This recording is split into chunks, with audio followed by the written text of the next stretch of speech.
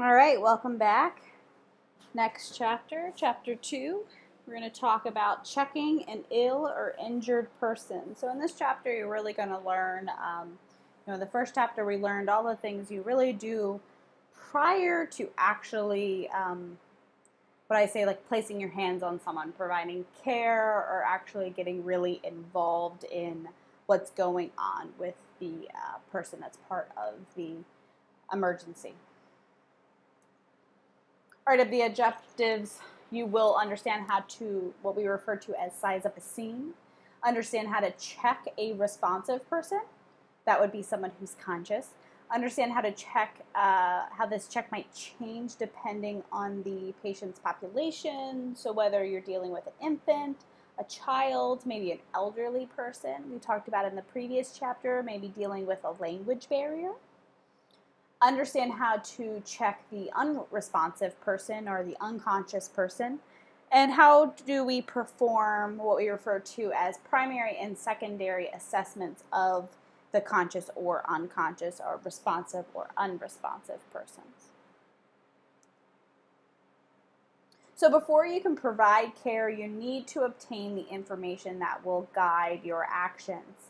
Your first goal is to check and rule out any life-threatening emergencies. So the previous chapter we had our check, call, care, and we mentioned if you get to, in your check, you've determined that there's a life-threatening emergency, you're going to pretty much stop what you're doing and call 911, or as we mentioned, the better thing is to have someone else call so that you can further help in that situation.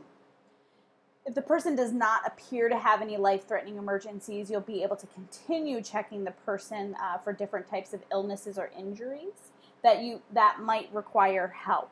Now, immediately you might not recognize life-threatening emergencies, but while you're doing a further check on someone, you might come across something that you deem life-threatening. If at that point in time you would stop and call 911. The information you gather is really important in helping to define your steps that you're going to perform next, or the actions that you're going to perform in terms of whether it's calling or not calling, or the care that you're going to provide. This chapter is discussing what we've referred to as the check section of the emergency action steps. Remember, check, call, and care. So the first step is really sizing up the scene. So as we mentioned in chapter 1, we're going to check the scene, and then we're going to check the person. In review, remember, we're checking the scene for safety for ourselves. We never put ourselves in a dangerous situation. I know it might be difficult to think of this if you're in the situation where there's a house fire and a loved one is inside of the building. You need to understand that there's more advanced personnel that are capable of caring for those situations, so you should never put yourself in those dangerous situations. You can also formulate the answers to a few questions. How many people are involved?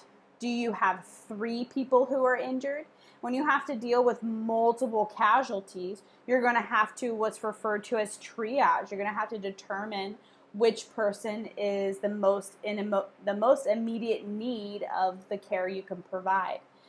The nature of the incident. So going back to, is it a car accident? Did someone fall off of a building? Did someone trip and fall? Your initial impression of what might be wrong. If you see someone laying on the ground who appears lifeless, you can assume your initial impression might be that they're unconscious. And are there other people around to help you? Remember that these people don't have to be trained individuals to be able to assist you. It's great if you can identify someone to be the person to make the call, as well as maybe another person who's going to find a first aid kit or find an AED that you can use. Once you've completed this check, it's now time to decide to act. So remember your 4 roles that you serve in the EMS system. And it's time to check the person or the persons. We're going to do this in class, but there's a practice that is in Canvas of referred to size up the scene activities. So checking a conscious victim. From your scene check, you should be able to identify if your person is conscious or unconscious. This is really easy to quickly identify. You should approach the person, introduce yourself, and make sure that you gain the expressed consent. If at this point there are no obvious life-threatening emergencies or conditions, you can continue to check and gain information on the situation by conducting an interview of the person. Also, remember, you can interview people around the person who is involved. Next, you'll perform a head-to-toe check of the person. You might need to approach your interview differently depending on your population. So keep in mind what are some populations that might alter how you approach things. So take a minute, think about this. In your course manual resources, refer to the skill sheet 2-1. And this will also give you some advice on how to change your approach.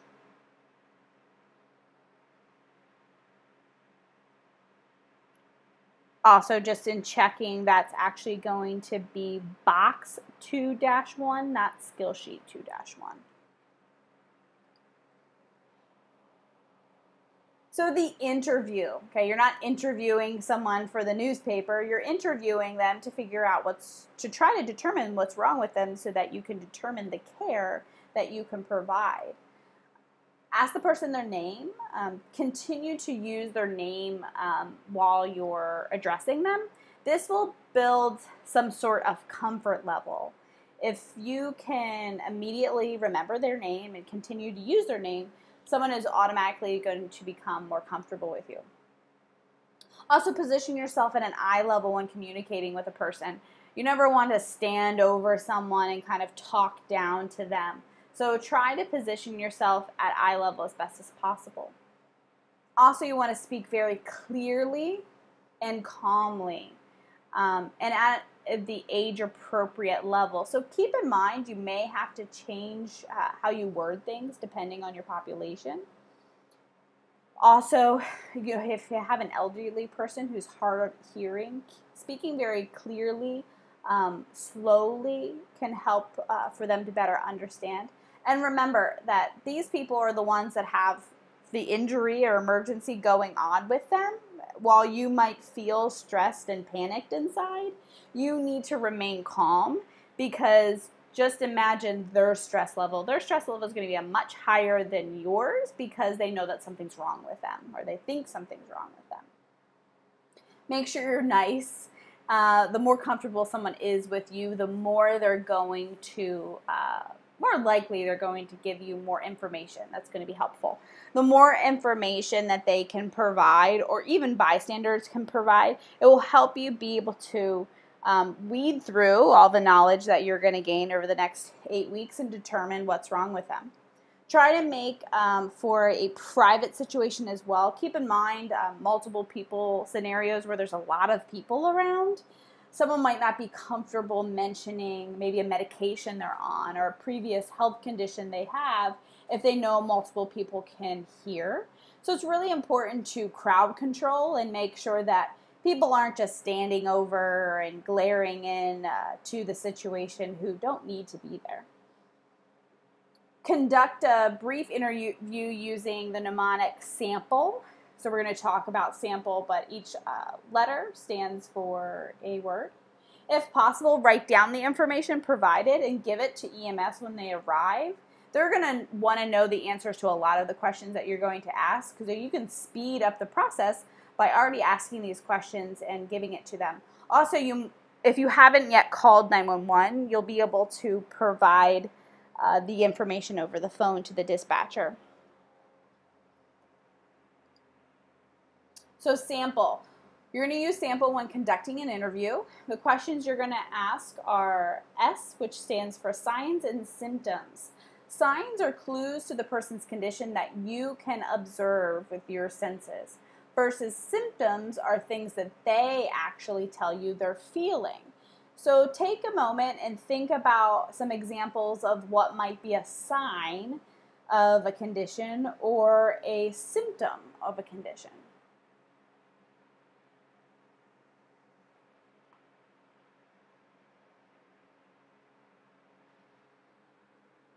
So a few things that come to mind. A sign might be someone is very pale looking.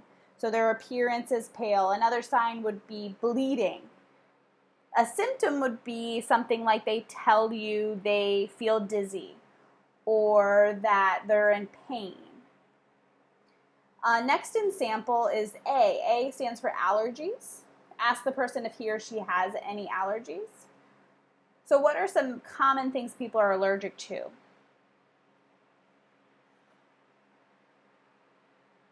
Mostly we think of foods, but people can be allergic to medications.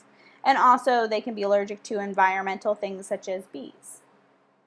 M stands for medications. Ask the person if he or she is taking any prescription or over-the-counter medication. So over-the-counter medication are things that you can buy from the store. For example, does someone take an aspirin daily? Does someone take ibuprofen regularly? And then a prescription would be anything that a doctor has prescribed for them to take. A follow-up question with this could be, did you skip your medication? Or if you're not going to be expected to know what all each medication is for. So if you're unsure, you can ask what that medication is for. The person might tell you, they might not give you a name. They might just say, I'm on blood pressure medication or I'm on a blood thinner. And also another question is, have you recently changed your dosage? Sometimes changes in dosages as well as skipping medications can result in some signs and symptoms. P is any pertinent or past medical history. So ask the person if he or she has any medical conditions. Also, has this person ever had anything like this happen to them before? Signs and symptoms of a heart attack. If someone's had a heart attack before, they'll be able to simply recognize that they've had a heart attack before, and this feels very similar to that. L stands for last oral intake, basically meaning when's the last time they ate, drank, or took any medications. E stands for the events leading up to the incident. So ask the person, well, what was the last thing happening before this illness or injury occurred? Figure 2.1 in your course manual is a little clipboard that also shows sample and how to gather information based off the sample. If you perform a good sample interview, you should be able to maybe come up with a few things in your mind as to what you think might be going on with the person.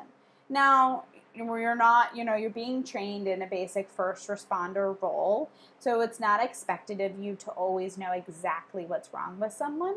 But you might, from this class, you're going to learn what some signs and symptoms of a heart attack are. And after you spoke with someone, they might be presenting in the way of that they could be suffering from a heart attack. So a sample history and a really good history or interview is a great way to start by figuring out what's going on with someone. After you've concluded your interview, you're going to next actually physically check the person.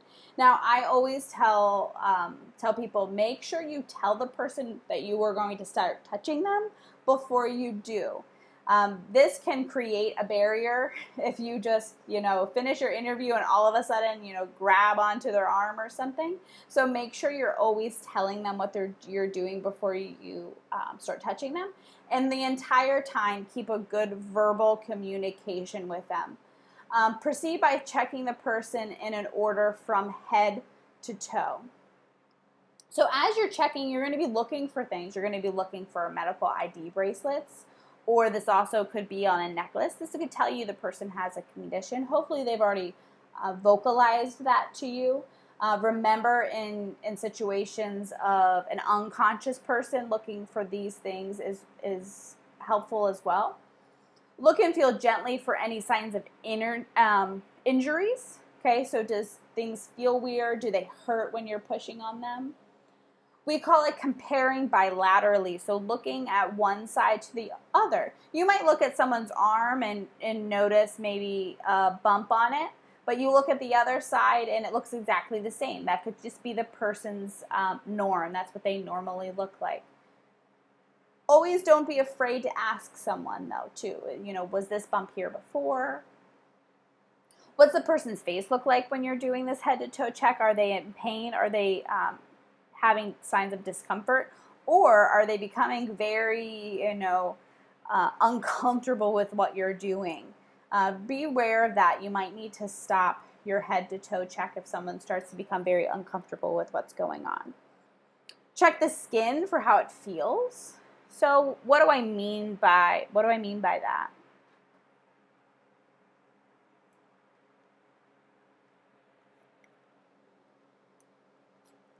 So obviously you're checking things like temperature. Is it hot? Is it cold? Is it sweaty? Is it dry? Also, how does it look? Are they pale? Are they flushed? For an easy way to remember what to look for, I've got my own mnemonic called LAUGH for dots. So LAUGH for dots stands for look and feel, for deformities, open wounds, tenderness, and swelling.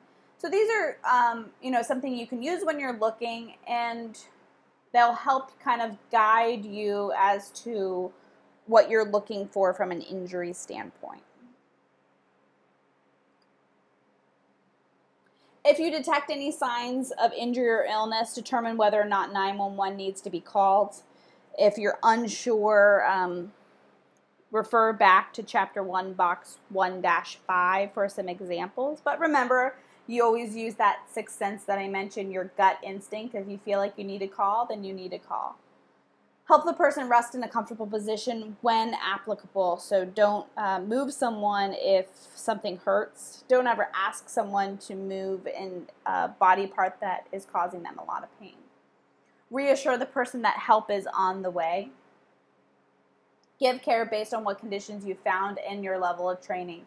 Never provide any training above your certification. You'll hear me repeat myself over and over again, but it's really important that you stay within what we call your scope of practice, or the skill sets that you've been taught.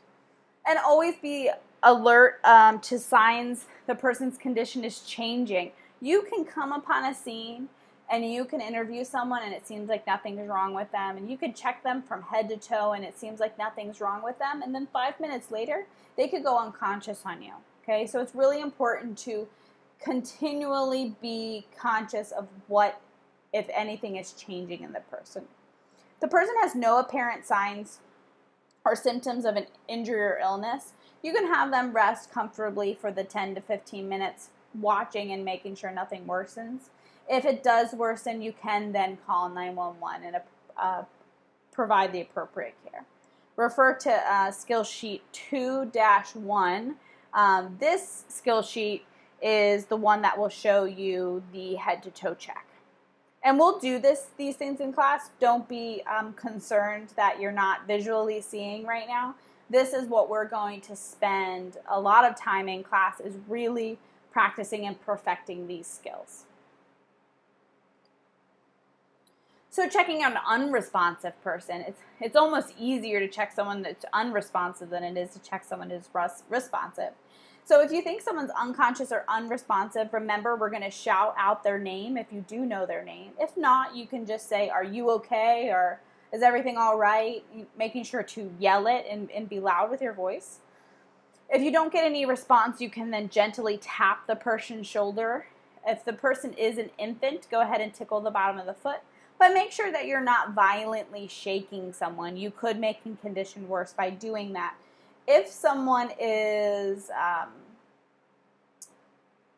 semi-conscious, by tapping them, you should get a response out of them. That should be enough.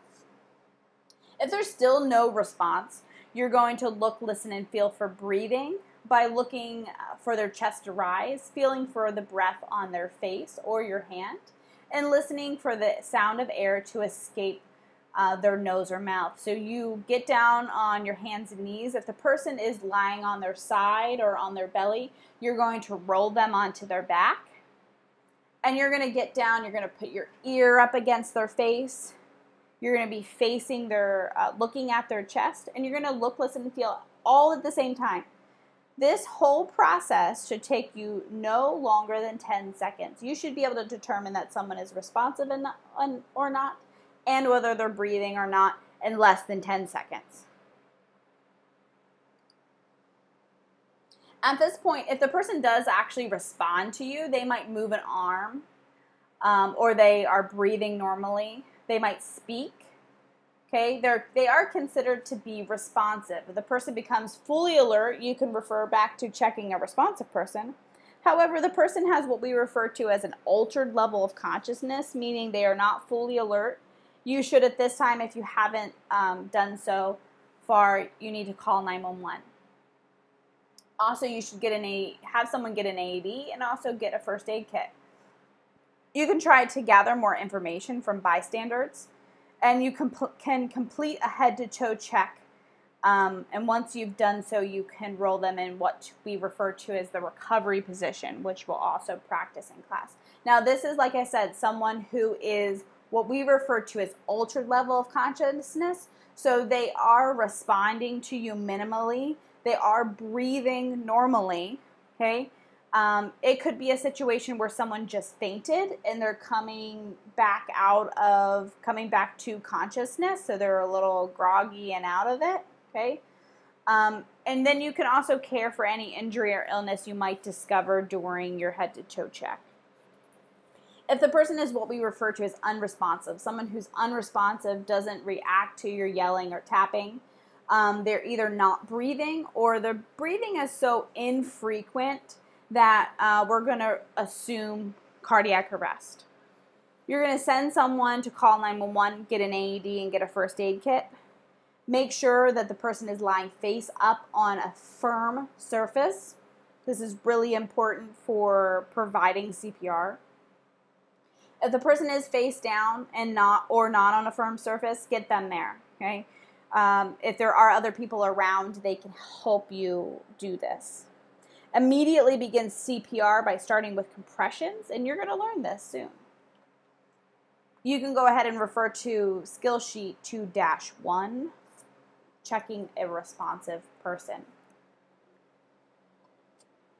As I mentioned, we're going to practice these skills in class, so we're going to take the time to really spend a good solid hour on how to conduct this interview, this assessment. So strategies for gaining information during what we refer to maybe as special situations or special interactions. So each interaction with a person can have their own unique situations. Not one is going to be identical. So you might interact with an emergency and it goes one way, and you might interact with a different emergency and it might end up a different way.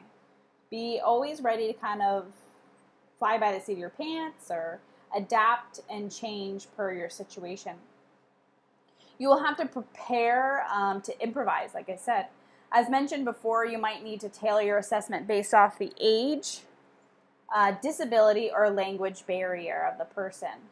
When the person is a child, if the parent or guardian is present, be sure to obtain consent from them first. Okay, if they are there, you need to ask permission from them before you start caring for the child. Children often respond emotionally to how people are responding around them. So if a parent is crying, it's very often that the child will also begin to cry, even if they don't know why they're crying. So it's really important to keep everyone really calm.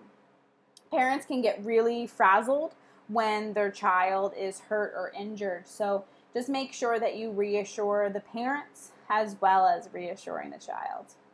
Speak and explain in a manner that they can understand.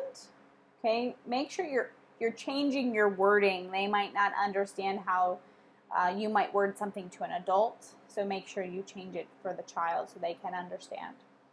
Don't give them false hope. Okay, don't tell them that something won't hurt when it will. Okay, that will change how they're going to trust you. And always take in consideration the child's developmental level. So if they're a 1-year-old versus a 5-year-old versus a 10-year-old, you're going to have to change how you interact with them. Box 2-1 explains a lot of these special situations and how to handle them. When the person is an older adult, or what we refer to as maybe an elderly person, be aware of how they introduce themselves to you. For example, if they use Mrs. or Mr. or Doctor instead of their first name, be sure that that is how you continue to refer to them. It's a respect thing. So make sure if they say, I'm Mrs. Smith, you don't call them by a different name. You call them by Mrs. Smith. If there is a caregiver present, they might be able to provide some valuable information to you. So they might be able to tell you or speak for the ill or injured person if they're unable to speak. But be sure that if there is a caregiver present, but the injured individual is also able to speak for themselves, that you're speaking directly to that person so that they feel like you're taking care of them. Sometimes caregivers can start saying a lot of too much stuff and talking over someone, so really be sure that you're addressing the ill or injured person specifically if they're able to communicate with you. Make sure you speak loudly, slowly, and clearly, but don't shout at them. Okay, they might not be hard of hearing, so it might be offensive if you start shouting at them, or be stressful if you start shouting at them. Make sure you give the person enough time to process your questions and you don't rush them. Because people get older, they take a little bit more time to process their thoughts. Okay, so I'm an example of it. I'm a fast talker, so make sure that you're really giving people time to process what you have just asked of them. And then general signs and symptoms in an older adult could indicate a more serious medical condition. So an older person who's complaining of maybe just not feeling well and having a headache could be an indicator of something more serious going on than it would in your typical young, healthy individual. A person might have a disability, so a caregiver or family member who's present may be really valuable in this situation, but like I mentioned before, if the person is able to understand you, you need to address that person directly. Person with a disability may also have a service animal, so be aware that the animal might become protective of the person. Also, the animal should remain by the side of the person. Don't ever try to separate the person from their service animal. You should really never come in contact with the service animal. It's not ever recommended that you pet a service animal or interact with a service animal because it is really their job to help their disabled person that they're helping. If the person wears an assistive device, don't remove it. Make sure you leave it on. If the person has an intellectual disability, you might need to rephrase and reword statements for them to better understand. Also, you might have a person with that's hearing impaired. Approach them from the front. You'd want to make sure that you don't startle them.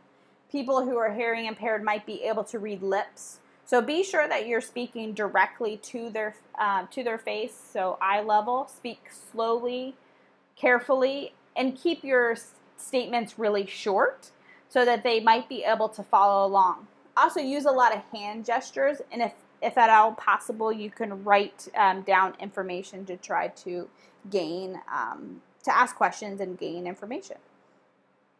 If the person is visually impaired, speak normally, don't shout at them, and explain really in detail what you're going to be doing. If you have a person who speaks a different language, once again, don't shout. Okay, everyone starts to shout and talk really loudly when they don't think someone can understand them. That doesn't help or change the situation. It just might make the person feel even more afraid because you appear not calm.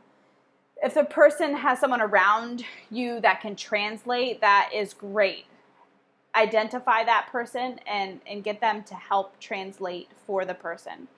Once again, you can use gestures, facial expressions, and try to communicate in a non-verbal fashion to try to ask the questions that you need to obtain answers to. When calling 911, explain the nature of the situation, explain what language you think the person might be speaking. They might be actually have someone on the phone that can translate for the person, or they might want to make sure that they send someone with them that is also able to speak that language and translate as well. Sometimes people who are ill or injured may act strangely. They might not cooperate. They might become violent and aggressive. So this may be a result of the injury itself. Head injury, for example, can make someone act very different from their normal personality. Also, a drug or alcohol abuse or a medication could make someone act very differently. So don't take it personally.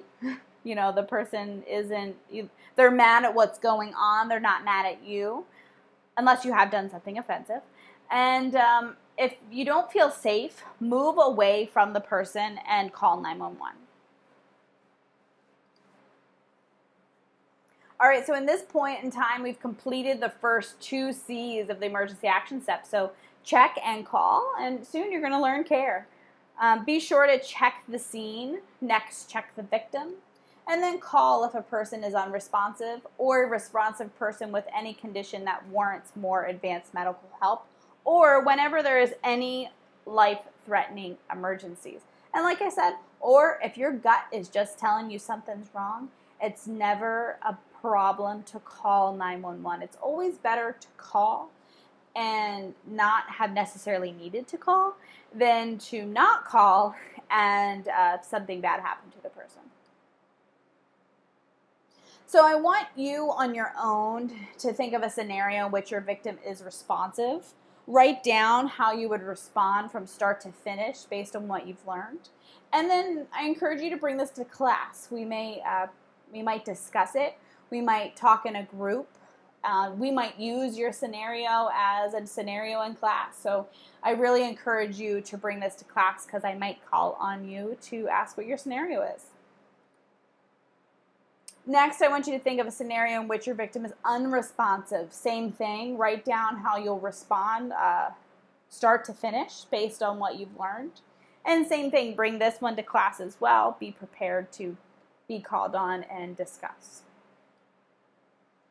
And in review, so as I did in the previous chapter, I want you to look at these review questions. Challenge yourself first by seeing if you can answer them without looking up any of the answers. But, you know, you just read or listened to this material. Hopefully you read the chapter before. Maybe you even looked at the PowerPoint before you listened to the audio. But see if you can answer them first. If not, use the PowerPoint and use the book to answer the following questions. These will guide you and help you, especially on quizzes, exams, and being prepared for the hands-on portion of class. Have a great day. I'll see you soon.